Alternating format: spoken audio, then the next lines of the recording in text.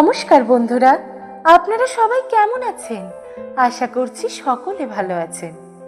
আমাদের আজকের নিবেদন কথাশিল্পী শরৎচন্দ্র চট্টোপাধ্যায়ের এক অনন্য মর্মস্পর্শী ছোট গল্প অভাগীর স্বর্গ।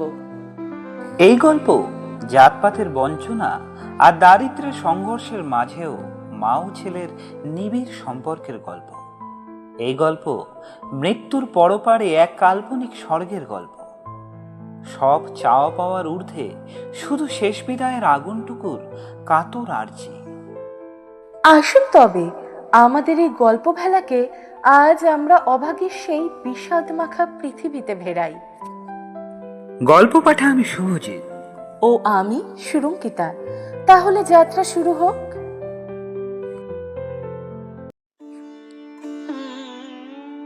ঠাকুরদাস মুখুজ্জের বর্ষীয়সী স্ত্রী 7 দিনের জ্বরে মারা গেলেন। বৃদ্ধ মুখোপাধ্যায় মহাশয় ধানের কারবারে অতিশয় সঙ্গতি সম্পন্ন। তার 4 ছেলে 3 মেয়ে। ছেলে মেয়েদের ছেলেপুলে হইয়াছে। জামাইরা, প্রতিবেশীর দল, চাকর বাকর, সে যেন একটা উৎসব বাঁধিয়া গেল। সমস্ত গ্রামের লোক ধুমধামের শবযাত্রা ভিড় করিয়া দেখিতে আসিল। মেয়েরা কাঁদিতে কাঁদিতে মায়ের 2 পায়ে গাঢ় করিয়া আলতা এবং মাথায় ঘন করিয়া সিঁদুর লেপিয়া দিল। বধূরা ললাট চন্দনে চর্চিত করিয়া বহুমূল্য বস্ত্রে শাশুড়ির দেহ আচ্ছাদিত করিয়া দিয়া আঁচল দিয়া তাহার শেষ পদধূলি মুছাইয়া লইল। পুষ্পে, পত্রে, গন্ধে, মাল্যে, কলরবে মনে হইল না এ কোনো শোকের ব্যাপার। এ যেন বড় বাড়ির গৃহিণীর 50 বর্ষ পরে আরেকবার নতুন করিয়া তাহার স্বামী গৃহে যাত্রা করিতেছেন। বৃদ্ধ মুখোপাধ্যায় শান্ত মুখে তাহার চিরদিনের সঙ্গিনীকে শেষ বিদায় দিয়া অলক্ষ্যে 2 ফোঁটা চোখের জল মুছিয়া শোকার্ত কন্যা ও বধূগণকে সান্ত্বনা দিতে লাগিলেন। প্রবল হরিধ্বনিতে প্রভাত আকাশ আলোড়িত করিয়া সমস্ত গ্রাম সঙ্গে সঙ্গে চলিল। আর একটি প্রাণী একটু দূরে থাকিয়া এই দলে সঙ্গী হইল। সে কাঙালির মা। সে তাহার কুটির প্রাঙ্গণের গোটা কয়েক বেগুন তুলিয়া এই পথে হাটে চলিয়াছিল। এই দৃশ্য দেখিয়া আর নড়িতে পারিল না। রহিল তাহার হাটে যাওয়া, রহিল তাহার আঁচলে বেগুন বাঁধা। সে চোখের জল মুছিতে মুছিতে সকলের পিছনে শ্মশানে আসিয়া উপস্থিত হইল।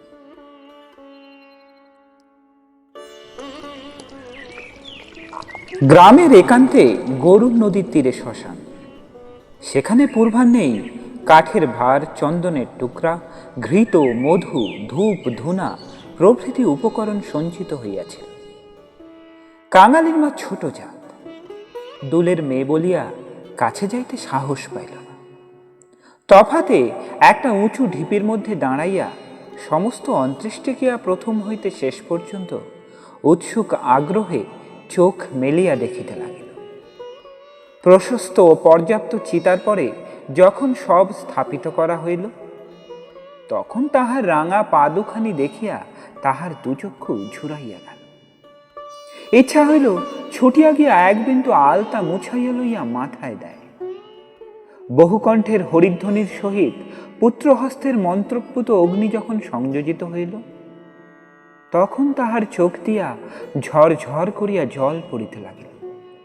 মনে মনে বারংবার বলিতে লাগিল, ভাগ্যিমানি মা, তুমি স্বর্গে যাচ্ছ, আমাকেও আশীর্বাদ করে যাও, আমিও যেন কাঙালির হাতের আগুনটুকু পাই। ছেলের হাতের আগুন সে তো সোজা কথা নয়।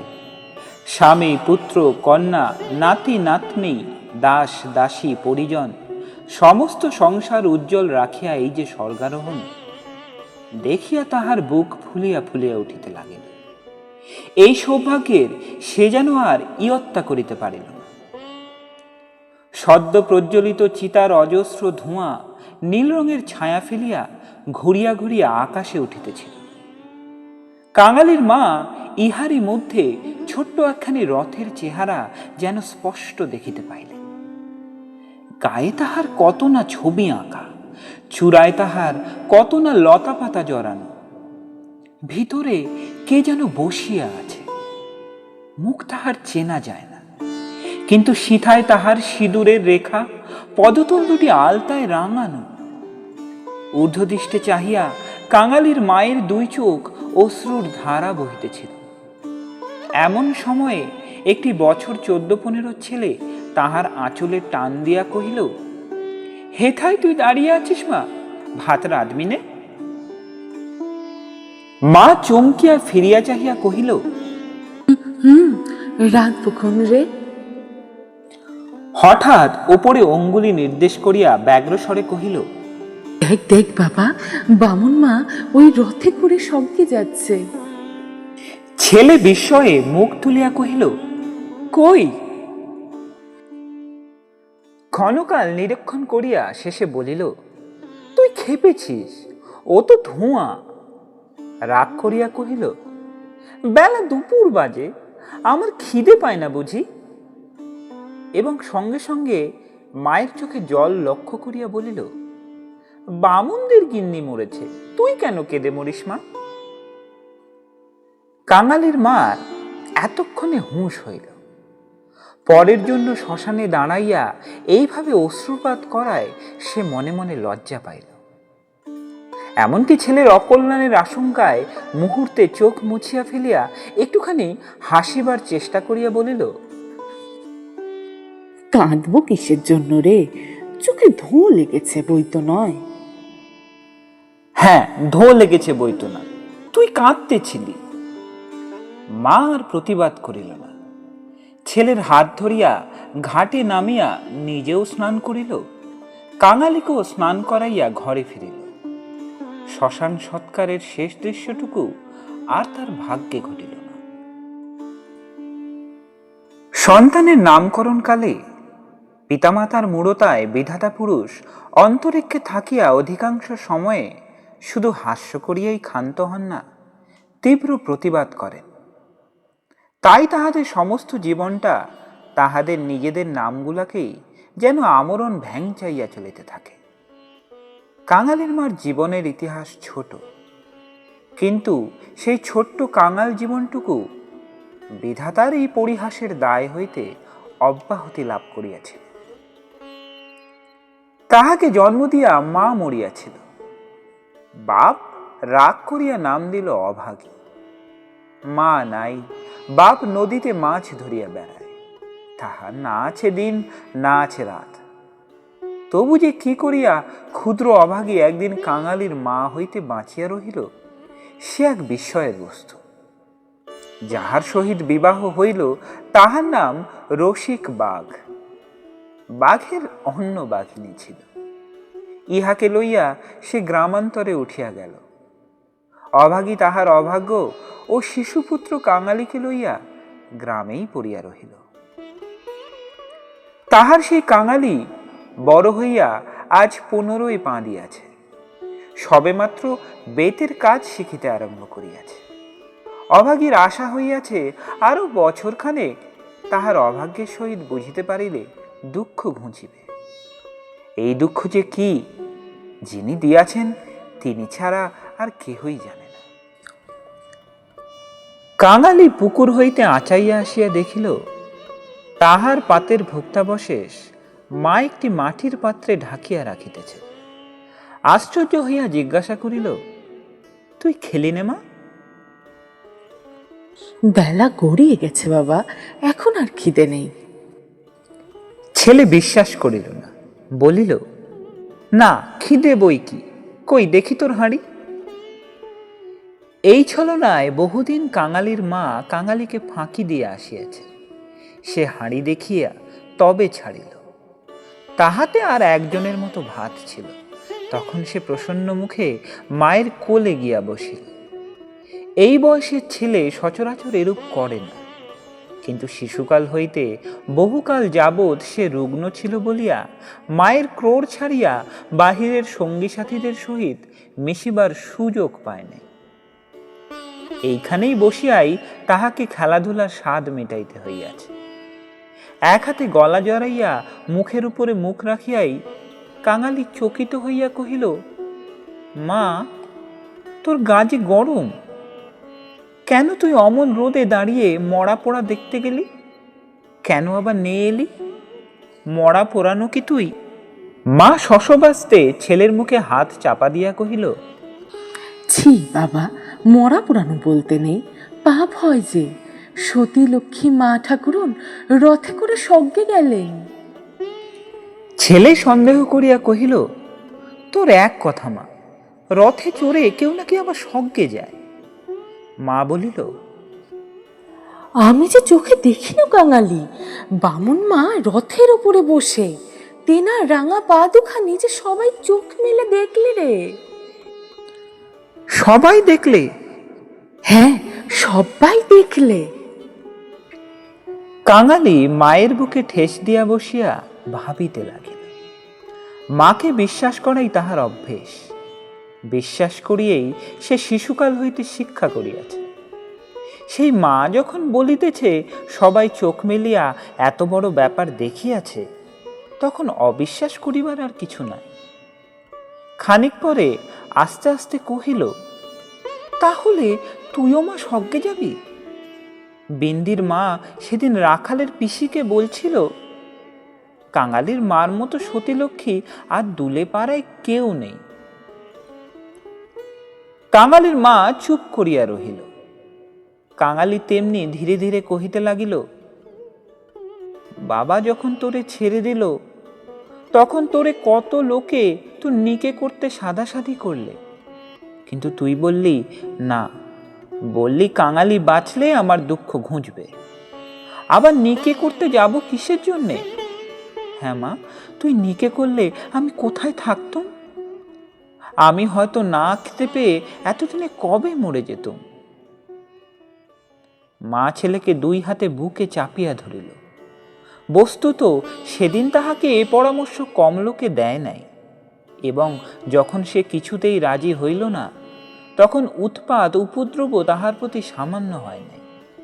সেই কথা স্মরণ করিয়া অভাগী চোখ দিয়া জল পড়িতে লাগিল। ছেলে হাত দিয়া মুছাইয়া দিয়া বলিল, ক্যাঁতাটা পেতে দেব মা, শুবি? মা চুপ করিয়া রহিল। কাঙালি মাদুর পাতিল, কাঁথা পাতিল, মাচার উপর হইতে বালিশটা পাড়িয়া দিয়া হাত ধরিয়া তাকে বিছানায় টানিয়া লইয়া যাইতে মা কহিল, কাঙালি, আজ আর তোর কাজে গিয়া কাজ নাই। কাজ কামাই করিবার প্রস্তাব কাঙালির খুব ভালো লাগিল, কিন্তু কহিল, জলপানির পয়সা দুটো তো তাহলে দেবে না মা? না দিগ্গে, আয় আজ তোকে রূপকথা বলি।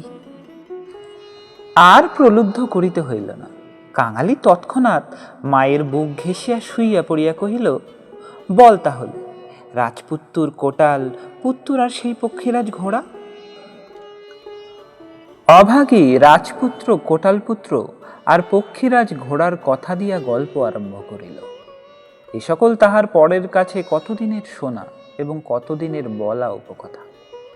কিন্তু মুহূর্ত কয়েক পরে কোথায় গেল তাহার রাজপুত্র, আর কোথায় গেল তাহার কোটাল পুত্র?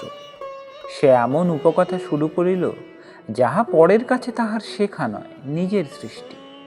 জ্বর তাহার যত বাড়িতে লাগিল, উষ্ণ রক্তস্রোত যত দ্রুত বেগে মস্তিষ্কে বহিতে লাগিল, ততই সে যেন নব নব উপকথার ইন্দ্রজাল রচনা করিয়া চলিতে লাগিল, যাহার বিরাম নাই, বিচ্ছেদ নাই। কাঙালির স্বপ্নদেহ বার বার রোমাঞ্চিত হইতে লাগিল। ভয়ে বিস্ময়ে পুলকে সে সজোরে মায়ের গলা জড়াইয়া তাহার বুকের মধ্যে যেন মিশিয়া যাইতে চাহিল।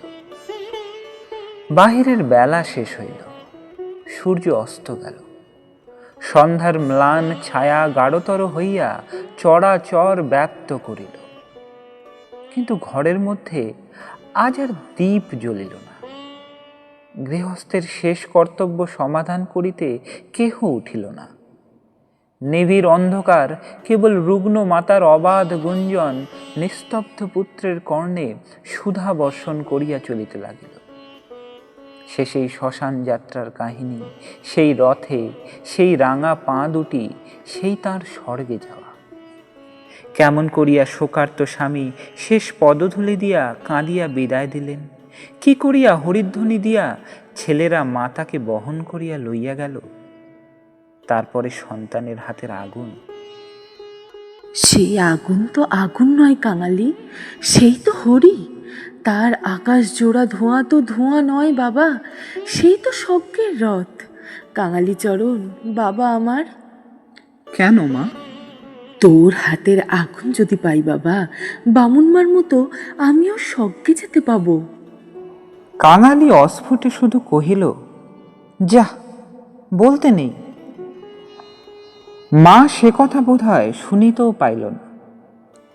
তপ্ত নিঃশ্বাস ফেলিয়া বলিতে লাগিল, ছোট জাত বলে তখন কিন্তু কেউ ঘেন্না করতে পারবে না, দুঃখী বলে কেউ ঠেকিয়েও রাখতে পারবে না। ইস, ছেলের হাতের আগুন, রথকে যে আসতেই হবে। ছেলের মুখের উপরে মুখ রাখিয়া ভগ্নকণ্ঠে কহিল, বলিস নে মা, বলিস নে, আমার বড্ড ভয় করে। মা কহিল, আর দেখ কাঙালি, তোর বাবাকে একবার ধরে আনবি, অমনি যেন পায়ের ধুলো দিয়ে আমাকে বিদায় দেয়, অমনি পায়ে আলতা, মাথায় সিঁদুর দিয়ে। কিন্তু কে বা দেবে? তুই দিবি? তুই দিবি না রে কাঙালি? তুই আমার ছেলে, তুই তো আমার মেয়ে, তুই আমার সব। বলিতে বলিতে সে ছেলেকে একেবারে বুকে চাপিয়া ধরিল। অভাগীর জীবননাট্যের শেষ অঙ্ক পরিসমাপ্ত হইতে চলিল। বিস্মৃতি বেশি নয়, সামান্য। বোধ করি 30টা বৎসর আজও পার হইয়াছে কি হয় নাই, শেষও হইল তেমনি সামান্যভাবে। গ্রামে কবিরাজ ছিল না, ভিন্ন গ্রামে তাহার বাস। কাঙালি গিয়া কাঁদাকাটি করিল, হাতে পায়ে পড়িল, শেষে ঘটি বাঁধা দিয়া তাহাতে 1 টাকার প্রণামী দিল। তিনি আসিলেন না, গোটা 4 বড়ি দিলেন। তাহার কত কি আয়োজন, খল, মধু, আদা সত্ত্ব, তুলসী পাতার রস। কাঙালির মা ছেলের প্রতি রাগ করিয়া বলিল,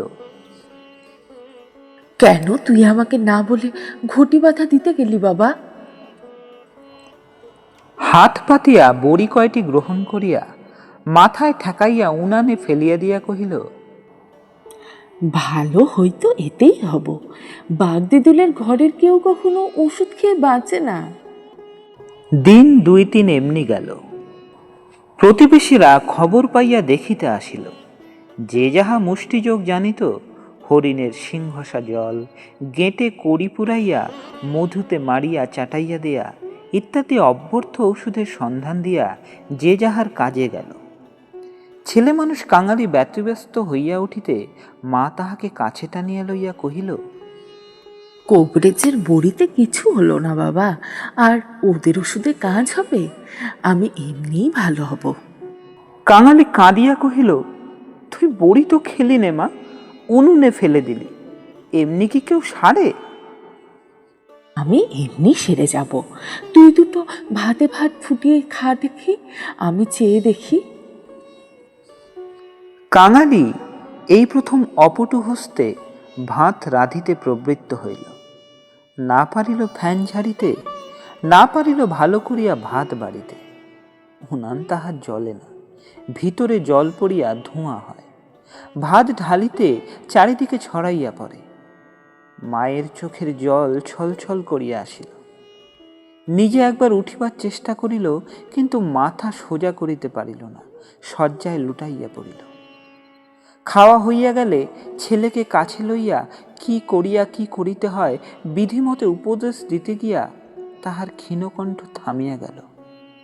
চোখ দিয়া কেবল অবিরল ধারে জল পড়িতে লাগিল। গ্রামের ঈশ্বর নাপিত নারী দেখিতে জানিত। পরদিন সকালে সে হাত দেখিয়া তাহারই সম্মুখে মুখ গম্ভীর করিল, দীর্ঘ নিঃশ্বাস ফেলিল এবং শেষে মাথা নাড়িয়া উঠিয়া গেল।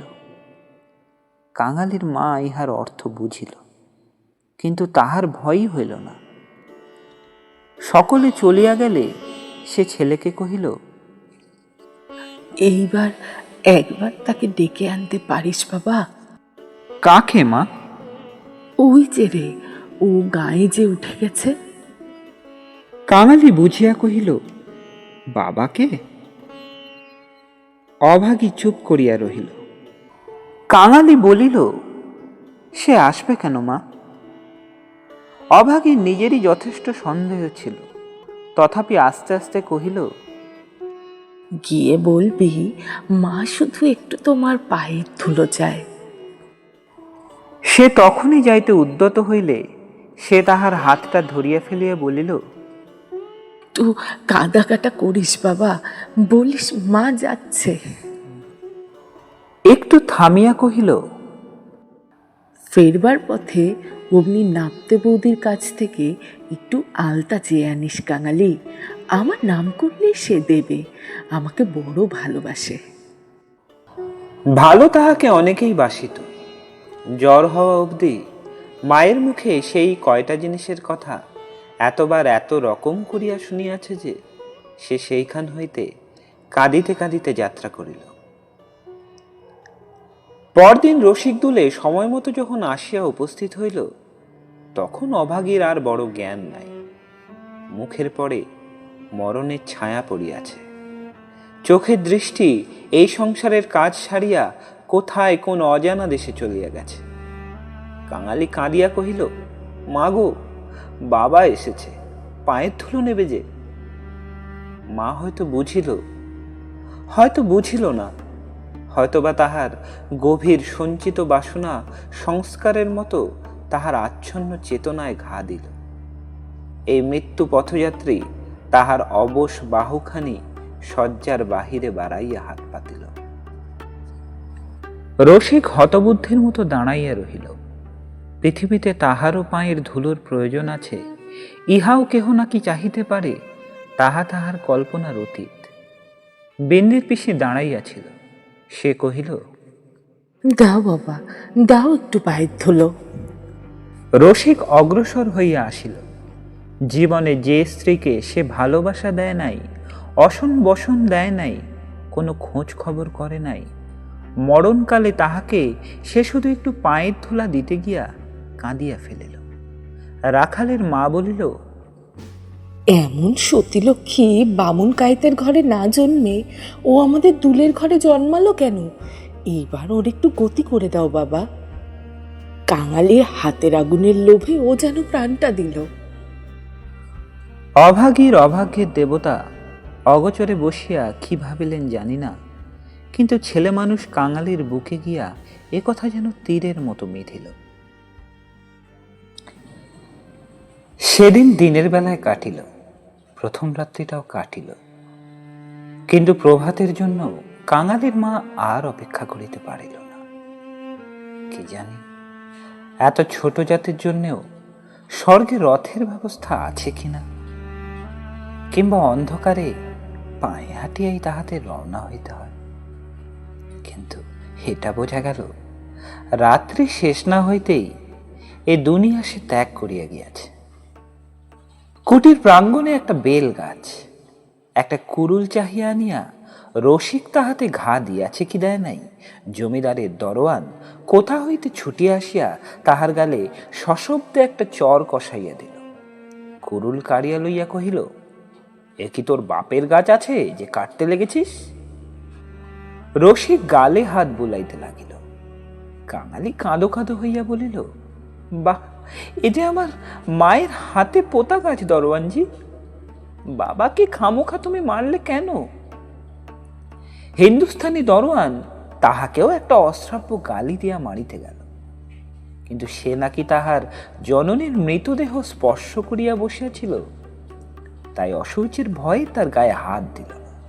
হাঁকাহাঁকিতে একটা ভিড় জমিয়া উঠিল। কেহই অস্বীকার করিল না যে বিনা অনুমতিতে রসিকের গাছ কাটিতে যাওয়াটা ভালো হয় নাই। তাহারাই আবার দরওয়ানজির হাতে পায়ে পড়িতে লাগিল।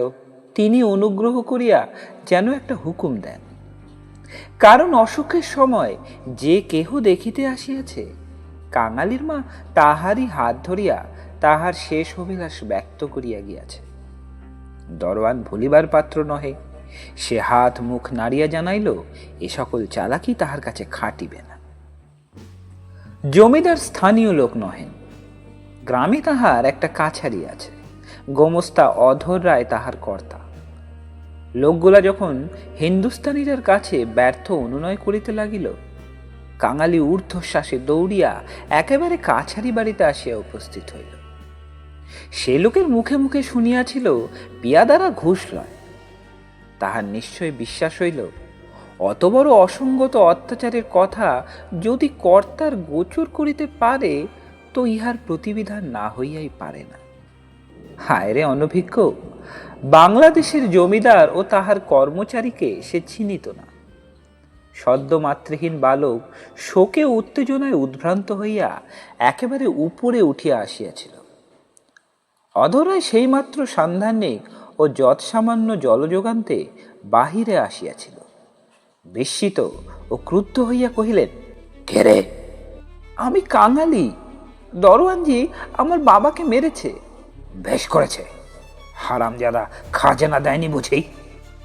কাঙালি কহিল, না বাবু মশাই, বাবা গাছ কাটছিল, আমার মা মরেছে। বলিতে বলিতে সে কান্না আর চাপিতে পারিল না। সকালবেলা এই কান্নাকাটিতে অধর রায় অত্যন্ত বিরক্ত হইলেন। ছোনাটা মরা ছুঁইয়া আসিয়াছে, কি জানি এখানকার কিছু ছুঁইয়া ফেলিল নাকি। ধমক দিয়ে বলিলেন, মা মরেছে তো যা নিচে নেমে দাঁড়া। ওরে, খেয়ে আছিস রে, এখানে একটু গোবর জল ছড়িয়ে দে। কি জাতের ছেলে তুই? কাঙালি সভয়ে প্রাঙ্গণে নামিয়া দাঁড়াইল, কহিল, আমরা দুলে। অধর কহিলেন, ধুলে? ধুলের মড়ায় কাঠ কি হবে শুনি? কাঙালি বলিল, মাঝে আমাকে আগুন দিতে বলে গেছে। তুমি জিজ্ঞেস করো না বাবু মশাই, মাঝে সবাইকে বলে গেছে, সকলে শুনেছে যে। মায়ের কথা বলিতে গিয়া তাহার অনুক্ষণে সমস্ত অনুরোধ উপরোধ মুহূর্তে স্মরণ হইয়া কণ্ঠ যেন তাহার কান্নায় ফাটিয়া পড়িতে চাহিল। অধর কহিলেন, মাকে পড়াবি তো গাছের দাম 5 টাকা, আনগে পারবি? কাঙালি জানিত তাহা অসম্ভব। তাহার উত্তরীয় কিনিবার মূল্যস্বরূপ তাহার ভাত খাইবার পিতলের কাঁসাটি বিন্দির পিসি 1 টাকায় বাধা দিতে গিয়াছে সে চোখে দেখিয়া আসিয়াছে। সে ঘাড় নাড়িল, বলিল, না। অধর মুখখানা অত্যন্ত বিকৃত করিয়া বলিলেন, না তো মাকে নিয়ে নদীর চড়ায় পুঁতে ফেলে যা। কার বাবার গাছে তোর বাপ কুড়ুল ঠেকাতে চায়? পাজি হতচ্ছাড়া নচ্ছার। কাঙালি বলিল, সে যে আমাদের উঠানের গাছ বাবু মশাই, সে যে আমার মায়ের হাতে পোতা গাছ। হাতে পোতা গাছ? পারে বেটাকে গলা ধাক্কা দিয়ে বার করে দে তো। এ বেটার খাজনা বাকি পড়েছে কিনা দেখ, থাকে তো জাল টাল কিছু একটা কেড়ে এনে যেন রেখে দেয়, হারামজাদা পালাতে পারে। মুখুজ্জি বাড়িতে শ্রাদ্ধের দিন, মাঝে কেবল একটা দিন মাত্র বাকি। সমারোহের আয়োজন গৃহিণীর উপযুক্ত করিয়াই হইতেছে। বৃদ্ধ ঠাকুরদাস নিজে তত্ত্বাবধান করিয়া ফিরিতেছিলেন। কাঙালি আসিয়া তাহার সম্মুখে দাঁড়াইয়া কহিল, ঠাকুরমশাই, আমার মা মরে গেছে। তুই কে? কি চাস তুই? আমি কাঙালি, মা বলে গেছে তিনাকে আগুন দিতে। তা দিগে না। কাছারির ব্যাপারটা ইতিমধ্যেই মুখে মুখে প্রচারিত হইয়া পড়িয়াছিল। একজন কহিল, ও বোধহয় একটা গাছ চায়। এই বলিয়া সে গোটা ঘটনাটা প্রকাশ করিয়া কহিল। মুখুজ্জে বিস্মিত ও বিরক্ত হইয়া কহিলেন, শোনো আবদার, আমারই কত কাঠের দরকার, কাল বাদে পরশু কাজ। যা যা, এখানে কিছু হবে না, এখানে কিছু হবে না। এই বলিয়া অন্যত্র প্রস্থান করিলেন। ভট্টাচার্য মহাশয় অদূরে বসিয়া ফর্দ করিতেছিলেন। তিনি বলিলেন, তোদের যেতে কে কবে আবার মরা পড়ায় রে? যা, মুখে একটু নুড়ো জেলে দিয়ে নদীর চড়ায় মাটি দিবে। মুখোপাধ্যায় মহাশয়ের বড় ছেলে ব্যস্ত সমস্তভাবে এই পথে কোথায় যাইতেছিলেন। তিনি কান খাড়া করিয়া একটু শুনিয়া কহিলেন, দেখেছেন ভট্টাচার্য মহাশয়, সব বাটারাই এখন বামুন কায়েত হতে চায়। বলিয়া কাজের ঝোঁকে আবার কোথায় চলিয়া গেলেন। কাঙালি আর প্রার্থনা করিল না। এই ঘণ্টা দুয়েকের অভিজ্ঞতায় সংসারে সে যেন একেবারে বুড়া হইয়া গিয়াছে। নিঃশব্দে ধীরে ধীরে তাহার মরা মায়ের কাছে গিয়া উপস্থিত হইল। নদীর চরে গর্ত খুঁড়িয়া অভাগীকে শোয়ানো হইল। রাখালের মা কাঙালির হাতে একটা খড়ের আটি জ্বালিয়া দিয়া তাহারই হাত ধরিয়া মায়ের মুখে স্পর্শ করাইয়া ফেলিয়া দিল। তারপরে সকলে মিলিয়া মাটি চাপা দিয়া কাঙালির মায়ের শেষ চিহ্ন বিলুপ্ত করিয়া দিল। সবাই সকল কাজে ব্যস্ত। শুধু সেই পোড়া খড়ের আটি হইতে যে স্বল্প ধোঁয়াটুকু ঘুরিয়া ঘুরিয়া আকাশে উঠিতেছিল, তাহারই প্রতি পলকহীন চক্ষু পাতিয়া কাঙালি ঊর্ধ্ব দৃষ্টে স্তব্ধ হইয়া চাহিয়া রহিল।